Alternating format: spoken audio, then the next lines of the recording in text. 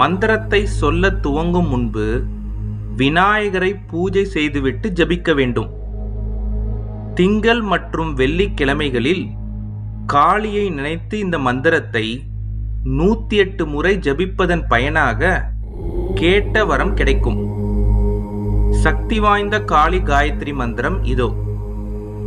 ஓம் காளிகாயாச வித்மஹே சமசான வாசினியை தீமஹி தன்னோ அகோர பிரசோதயாத். ஓம் காளிகாயாச வித்மஹே சமசான வாசினியை தீமஹி தன்னோ அகோர பிரசோதயாத்.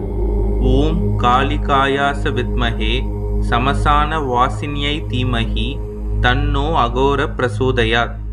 ஓம் காளிகாயாச வித்மஹே சமசான வாசினியை தீமஹி தன்னோ அகோர பிரசோதயாத். ஓம் காளிகாயாச வித்மஹே சமசான